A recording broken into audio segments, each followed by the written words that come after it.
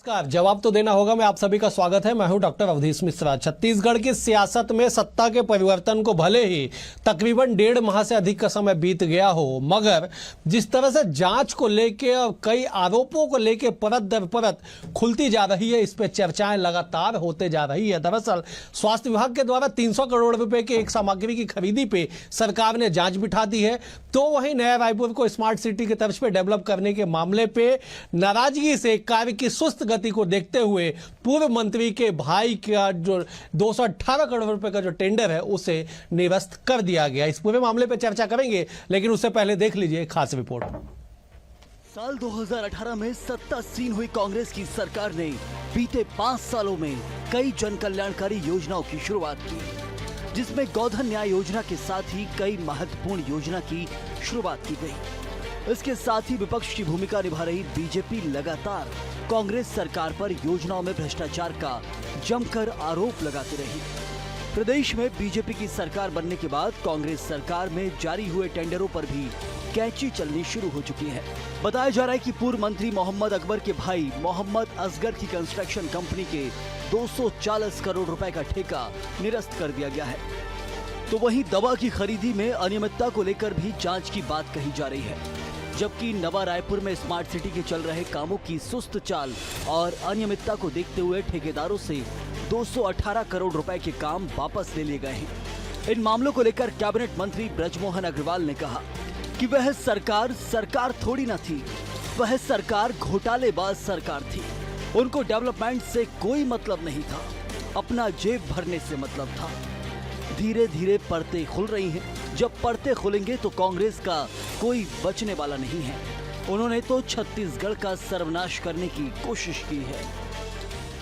लेकिन निश्चित रूप से वो सरकार तो सरकार थोड़ी थी, वो सरकार तो घोटालेबाज सरकार थी।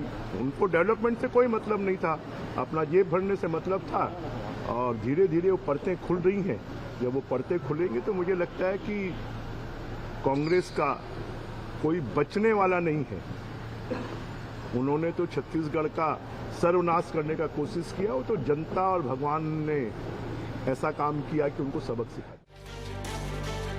छत्तीसगढ़ में बीजेपी की सरकार बनने के बाद सरकार पूरी तरह से एक्शन मोड में है। विपक्ष में रहते हुए जिन मुद्दों को सड़क से सदन तक उठाया गया, उन मुद्दों पर अब भी सरकार मुखर नजर आ रही है।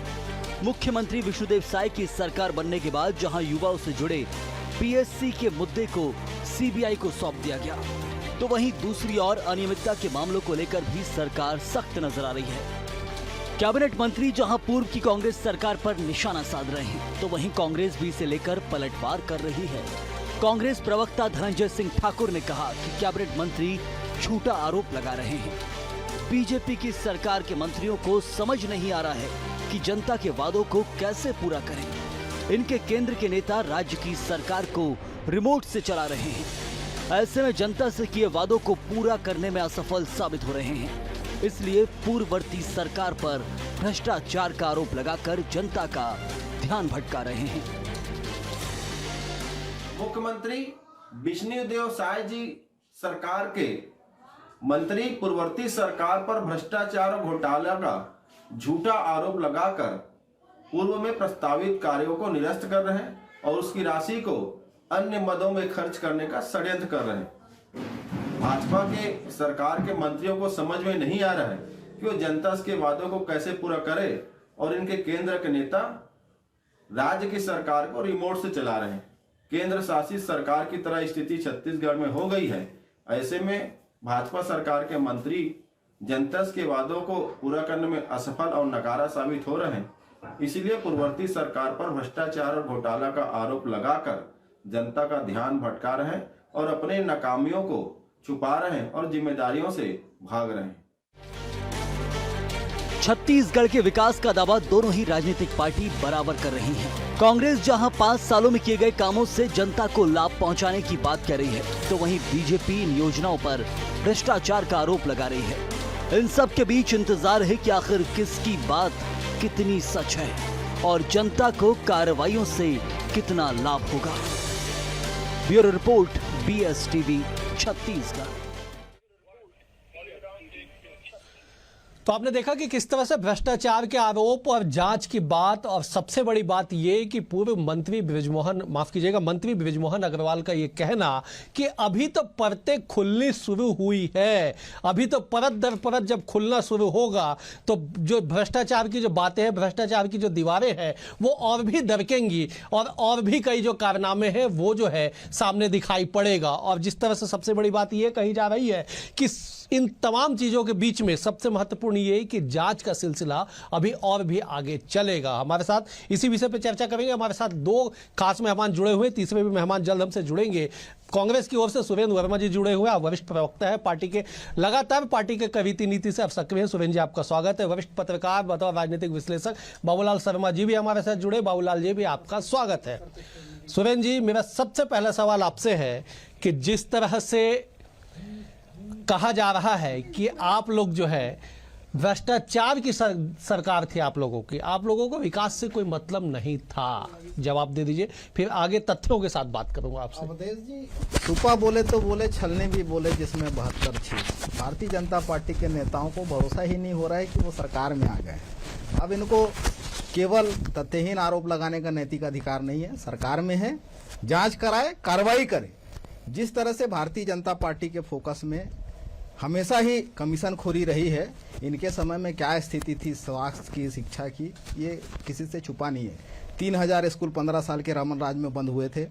स्वास्थ्य की स्थिति कितनी जर्जर थी यह भी सर्वविदित है। कमीशन खोरी के लालच में जिस प्रकार से अखफोड़वा कांड, महावीर फार्मा जैसे ब्लैक लिस्टेड कंपनियों से दवा खरीदना, गर्भाशय कांड, नसबंदी कांड, स्पाइन की सर्जरी बिना MRI के, ये सारे तथ्य भी छत्तीसगढ़ की जनता से छुपा हुआ नहीं है। मूल बात जो है, आज समाचार पत्र के जिस खबर पर भारतीय जनता पार्टी के नेता आरोप लगा रहे हैं, उसी समाचार पत्र में आगे पढ़ लेते ये सरकार जो है अवधेश जी नीतिगत निर्णय लेती है। पूर्ववर्ती कांग्रेस सरकार ने स्वास्थ्य के क्षेत्र में 240% इंफ्रास्ट्रक्चर बढ़ाया, 4000 से ज्यादा नियमित पदों पर स्वास्थ्य विभाग में, केवल स्वास्थ्य में भर्ती की। और जिस तरह से हमने व्यवस्था बनाई, हमारा अस्पताल, हाट बाजार क्लिनिक, हमार लैब, स्लम शहरी चिकित्सा योजना, मोहल्ला क्लिनिक, सब जगह इस प्रकार से टेस्ट होते थे। उसमें समाचार में यह बताया जा रहा है कि जो प्राथमिक स्वास्थ्य केंद्र है ब्लॉक स्तर में, वहां पर किसी प्रकार से टेस्ट नहीं होता था, जो कि पूरी तरह से गलत है। हमारे तो मोबाइल वैन तक में जो रक्त परीक्षण की व्यवस्था थी, और जो 600 फ्रिज एक साथ खरीद के जो व्यवस्था की गई प्रत्येक प्राथमिक स्वास्थ्य केंद्र में, वो हमारी सरकार की उपलब्धि है, जिसको नेगेटिव रूप में प्रचारित किया जा रहा है। ठीक है सुरेंद्र जी, मैं जवाब ले लेता हूं। बीजेपी की ओर से उज्जवल दीपक जी भी हमारे साथ जुड़ गए।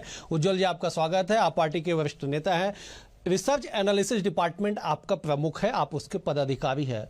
उज्जवल जी, रिसर्च और एनालिसिस आपके डिपार्टमेंट का ही मामला है कि स्वास्थ्य विभाग में 300 करोड़ की खरीदी पे जांच बिठा दी गई। सरकार ने कह दिया कि शासन स्तर पे जांच कर दीजिए। कहा गया कि रिएजेंट जो ब्लड टेस्ट करने के लिए जो सब में यूज करने वाली जो केमिकल है, उसकी खरीदी चुनाव से ऐन पहले जबरदस्ती, मतलब बिना आवश्यकता की खरीदी गई। जो आरोप लगाए जा रहे, जहां पे स्टोरेज की व्यवस्था नहीं थी वहां कार्टनों में सप्लाई कर दिया गया, और जहां पे स्टोरेज की क्षमता 100 यूनिट थी वहां पे 500 यूनिट डिलीवर्ड कर दिया गया। अब क्या कहेंगे अब इस पे? फिर अगला सवाल ले लेता हूं आपसे मैं। धन्यवाद अवधेश जी। पहले तो जय जय श्री राम, पूरा देश राममय हो चुका है। छत्तीसगढ़ में भी सिर्फ भगवान राम और भगवान राम का जाप किया जा रहा है।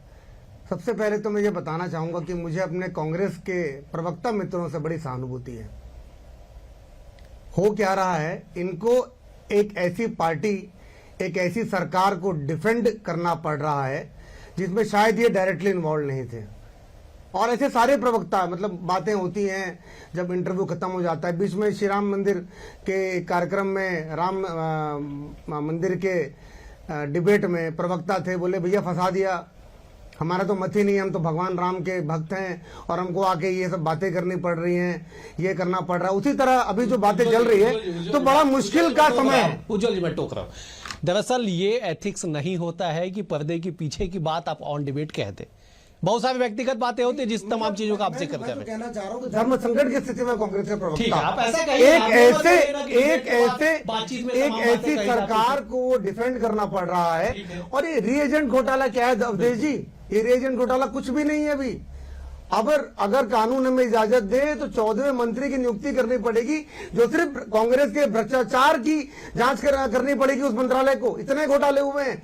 नकली शराब जो सरकार बना के बेच रही है, नकली होलोग्राम लगा के। रीएजेंट कौन सा घोटाला हुआ? रेत घोटाला, कोयला घोटाला, पीएससी घोटाला, माइनिंग घोटाला, कोयला घोटाला। अरे फेहरिस्त है, पूरी लंबी लिस्ट है हमारे सामने। मैंने पहले भी कहा इंटरव्यू में कि भाजपा को बहुत दिक्कतें हुई पिछले 2 सालों में। हम एक घोटाला जब तक उजागर करते थे दूसरा आ जाता था, दूसरा जब तक करते थे तीसरा आ जाता था। कौन सा करे, कौन सा छुपाएं? ठीक है, मैं एक बार बाबूलाल जी का रुख कर ले। तो बाबूलाल जी, जिस तरह से घोटालों की फहरिस्त को लेकर उज्जवल जी बैठे हुए हैं और बीजेपी बीते 2-3 सालों में जिस तमाम मुद्दों को लेकर राजनीति करती थी, अब यह दावा किया जा रहा है कि उन तमाम मुद्दों पे केवल राजनीति नहीं, उसे अंजाम तक पहुंचाया जाएगा और जो गड़बड़ियां की गई थी उन गड़बड़ियों का पर्दाफाश किया जाएगा।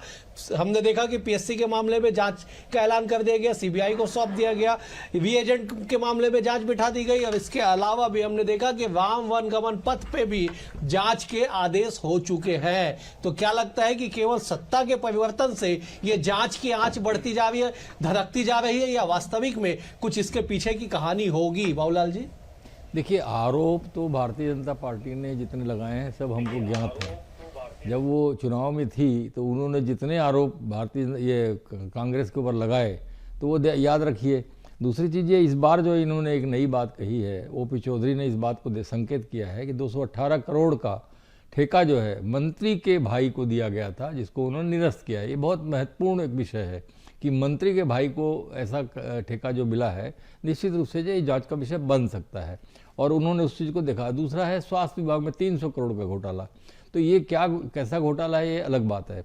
कोयला घोटाला, शराब घोटाला पहले से ही कह रहे, गोठान घोटाला, गोबर गोमूत्र सब में उन्होंने आरोप लगाए थे। अब वास्तविकता क्या है? वास्तविकता ये है कि इनके प्रमाण प्रस्तुत करने हैं। इतने आरोप तो लग गए। आरोप लगाना तो बहुत सरल काम है, बहुत ही सरल। अगर दुनिया में सबसे सरल कोई काम है तो आरोप लगाना है। आरोप को प्रमाणित करना सबसे कठिन कार्य है। वो कठिन कार्य करने का प्रयास जो है वो भारतीय जनता पार्टी की सरकार कर रही है। ओपी चौधरी निश्चित रूप से बहुत ही निष्ठावान, बहुत ही अच्छे अधिकारी है। प्रशासन की पूरी समझ है उनको। निश्चित रूप से वो जानते हैं कि कमीशनखोरी कैसे की जाती है, ठेकेदारी में गड़बड़ी कैसे की जाती है, ठेकेदारी कैसे दी जाती है, कमीशन खाया कैसे जाता है, कमीशन लिया कैसे जाता है, सारी चीज़ों की जानकारी है। निश्चित रूप से उनके सामने वित्त मंत्री के रूप में जब समीक्षा की उन्होंने विभागों की, तो उसमें ये बात आई होगी और उन्होंने इस बात को तुरंत जो है संज्ञान में लेकर के इसका निर्णय लिया। अब जो है इसको साबित करने का आप देखिए, पिछली सरकार के समय आपको याद होगा जब अध्यक्ष थे भूपेश बघेल, जो मुख्यमंत्री, पूर्व मुख्यमंत्री, तो वो कहा करते थे कि मेरी सरकार अगर आ गई कांग्रेस की तो निश्चित रूप से रमन सिंह का जो स्थान है वो जेल के सिक्कों के भीतर होगा। आपने कितनी बार उनको जेल के सिक्कों में 5 साल भीतर कर दिया, या कभी प्रयास किया हो, कोई तरीका अपनाया हो, या कुछ उनके ऊपर केस किया हो? आप मुझे बता दीजिए। तो वो शिक्षकों का तो प्रश्न ही खत्म हो गया। अब ये भी आरोप के लिए मैं कोट अनकोट कर रहा हूं कि मुझे जेल भेजने के लिए भूपेश बघेल को 100 जन्म लेने पड़ेंगे, ये बात उन्होंने कहा था। खैर ठीक है, मैं एक बार सुरेंद्र जी के पास जाता हूं, जवाब देना चाह रहे सुरेंद्र जी। बड़े गंभीर आरोप लगे, जिन तमाम मुद्दों पर सियासत हुई चुनावी समर में, वो तमाम मुद्दों को अब स्थापित किया जा रहा है। कहा जा रहा है कि जांच की परतें तो अभी खुलनी शुरू हुई है, अभी रुकिए तो 1.25 माह का समय बीता है। 5 साल की सियासत, 5 साल का शासन बचा हुआ है। अवधेश जी, असलियत यही है कि जो मोदी की फर्जी गारंटी के नाम पर ये चुनाव लड़े, उससे अब ये ध्यान भटकाना चाहते हैं। जो 3100 का एक मुफ्त वादा था, हर गांव में भुगतान केंद्र खोलने की बात कही थी, किसानों को एक साथ पैसा देने के लिए कहा था, जो महतारी वंदन योजना का ये इन्होंने वादा किया था। जिस प्रकार से बेरोजगारी भत्ता और न्याय योजना की जो राशि है वो 31 मार्च तक तो पूर्ववर्ती सरकार प्रावधान करके गई थी ना, और जो विकास काम है जिसका वर्क ऑर्डर जारी किया जा चुका था, उसको जिस प्रकार से दुर्भावनापूर्वक पूर्वाग्रह से ग्रसित होकर भाजपा के नेता निरस्त कर रहे हैं, पूरे देश में यह सर्वविदित है कि जितने दागी, जितने भ्रष्टाचारी, जितने आरोपी रहे वो भाजपा में जाके अपने दाग धो रहे हैं। और जिस तरह से निश्चित तौर पर रमन सिंह के बयान को आपने कोट किया, तमाम भाजपाइयों का यह कॉन्फिडेंस है कि जितने भी भ्रष्टाचार कर ले भाजपा में रहते उन पर कोई हाथ नहीं लगाएगा। और ये प्रमाणित भी हुआ है छत्तीसगढ़ में। हमारी सरकार बनते ही जो एसआईटी बनाए गए डीकेएस घोटाले में, यह सर्वविदित है कि ऑडिट रिपोर्ट जिन 3 सालों का जिस कंपनी का दिखाया गया, उस कंपनी की स्थापना ही 1 साल पहले हुई थी, और 3 साल का फर्जीवाड़ा जो है कूट रचित दस्तावेज प्रस्तुत किए गए, उसमें भाग रहे हैं। जो एसआईटी की जांच को बाधित करने के लिए कौन हाईकोर्ट गया? अभी तक यह परंपरा रही कि विपक्ष जो है भ्रष्टाचार की जांच की मांग करता है, उसको लेकर न्यायालय में लड़ाई लड़ते हैं। भाजपा दुनिया की इकलौती पार्टी है जो विपक्ष में रहते हैं भ्रष्टाचार की जांच को बाधित करने ये जाते हैं। मूल बात आपको उदाहरण देता हूं, गोधन न्याय योजना में ये गोबर खरीदी में भ्रष्टाचार का आरोप कितने का लगा है? 1300 करोड़ का। विधानसभा में लिखित आंकड़ा है विधानसभा का कुल भुगतान, जिसमें पंजीयन हुआ, उनका केवाईसी प्रमाणन हुआ, बैंक के माध्यम से हर 15 दिन में भुगतान हुआ। कितने का कुल भुगतान है? 265 करोड़ का। ये आरोप कितना लगाते हैं? 1300 करोड़। तो इनके ये झूठ और लफाजी का प्रमाण है। पीएससी घोटाले को लेकर आरोप लगाते हैं। हाल ही में हम आरोप नहीं लगा रहे हैं, जो अभी भर्ती परीक्षा हुई बिहार न्यायाधीश की, जो वो केदार कश्यप जो शिक्षा मंत्री रहते हैं, उनकी पत्नी के जगह में उनकी सारी परीक्षा देती है, उनकी भतीजी सेलेक्ट हुई है। हम आरोप नहीं लगा रहे। भाजपा के पूर्व विधायक बलौदा बाजार की उनकी पुत्री सेलेक्ट हुई। 2007 के मामले में ये पीएससी में जिसमें अशोक दरबारी को हाईकोर्ट ने निलंबित किया था, उसको ये सुप्रीम कोर्ट से स्टे करवा लिए, 2 प्रमोशन दिए। तो ये फर्जीवाड़ा जो है ये भाजपा का चरित्र है, कांग्रेस का नहीं। एक बार उज्जवल जी का रुख कर ले। तो उज्जवल जी, आपके तमाम आरोपों को इस बात से खारिज कर दिया गया कि आप लोग अपने मोदी के गारंटी पत्र में लिखे बातों को धरातल पे ले जाने में कामयाब नहीं हो पा रहे। चाहे 3100 रुपये भुगतान की बात हो, महतारी वंदन में प्रावधान कर दिया गया अनुपूरक बजट में 1200 करोड़ का, लेकिन उसका इंप्लीमेंट नहीं किया जा रहा है। तो ध्यान भटकाने की जो सियासत है वो अब छत्तीसगढ़ में जांच के नाम पे की जा रही है। और गोधन न्याय योजना का आंकड़े जो है सुरेंद्र जी ने बता दिया, जब उस पर भी बता दीजिए, आप रिसर्च के मास्टर माने जाते हैं। एक के बाद एक आप देखिए जितनी कैबिनेट मीटिंग्स हो रही हैं, मोदी जी के गारंटी के सारे वादे पूरे किए जा रहे हैं।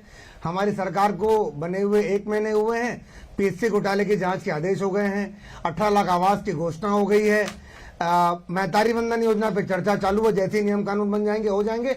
और लोकसभा के पूर्व अवधेश जी आप भी यहीं बैठे हैं, सुरेंद्र वर्मा जी भी बैठे, मैं भी यहीं बैठा हूं, लोकसभा के पूर्व महतारी वंदन चालू हो जाएगा, उसका भुगतान होना डायरेक्ट खाते में बिना किसी भ्रष्टाचार के। 4.5 साल तक वेट नहीं करेंगे हम बेरोजगारी भत्ता देने के लिए। महतारी वंदन योजना चालू होने वाली है। जहां तक एक मुश्त भुगतान की बात है, प्रक्रिया जारी है। मुख्यमंत्री विष्णुदेव साय जी ने कल ही एक कार्यक्रम में सभा में कहा कि एक मुश्त भुगतान किया जाएगा। अभी धान की खरीदी चालू है, जैसे धान की खरीदी हो जाएगी एक मुश्त भुगतान कर दिया जाएगा। समर्थन मूल्य लगभग 2,500 करोड़ शायद ऑलरेडी ट्रांसफर किया जा चुका है। कौन सा वादा पूरा नहीं हो रहा बताइए? दूसरा, ठीक है, जहां तक बात है घोटालों की, जो आरोप हम पे लगाते थे, 5 साल इनकी सरकार थी, तमाम तरह के एसआईटी का गठन किया गया, करवा लेते जांच, डलवा देते जेल में लोगों को। नहीं, जब ये खुद घोटाले करने में व्यस्त थे तो काल्पनिक घोटालों की जांच की बात तो दूर, ये कुछ कर ही नहीं पाए 5 साल में। पूरे छत्तीसगढ़ में एक स्पीड ब्रेकर नहीं बना पाए नया। उज्जवल जी मैं लौटूंगा, एक बार बाबूलाल जी का रुख कर रहे। तो बाबूलाल जी, घोटाले 2013 से लेकर 18 तक और 2018 से लेकर 23 तक दरअसल घोटाले कागज में नहीं बल्कि सियासत में हो गए। दोनों ही दल कह रही है कि हमने घोटाला नहीं किया, हम तो निहायती पाक साफ है। आप केवल सियासत में लाभ लेने के लिए, सियासी माइलेज लेने के लिए घोटाले का आरोप लगावे, जो प्रमाणित कभी भी नहीं होगा धरातल पर। बता दीजिए क्या कहानी है? देखिए, सरकारें यूं ही नहीं चलती। सरकार चलाने वालों को मालूम होता है कि कहाँ कहाँ क्या क्या करना पड़ता है।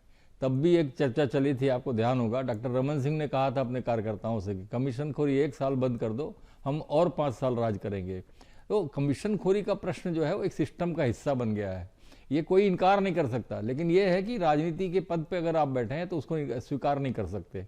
इसलिए जो है एक मजबूरी बनती है कि हम इसको स्वीकार नहीं कर पाएंगे। हम पाक साफ है, बोलना ही पड़ेगा, ये एक मजबूरी है। लेकिन हम और आप जानते हैं, जो बाहर रहते हैं वो लोग जानते हैं, जो भ्रष्टाचार को भोगते हैं वो लोग जानते हैं कि क्या स्थिति जो है सिस्टम के अंदर में है और क्या हमको भोगना पड़ता है। मंत्री हो या बड़े नेता हो, कोई इसको रोक नहीं पाता।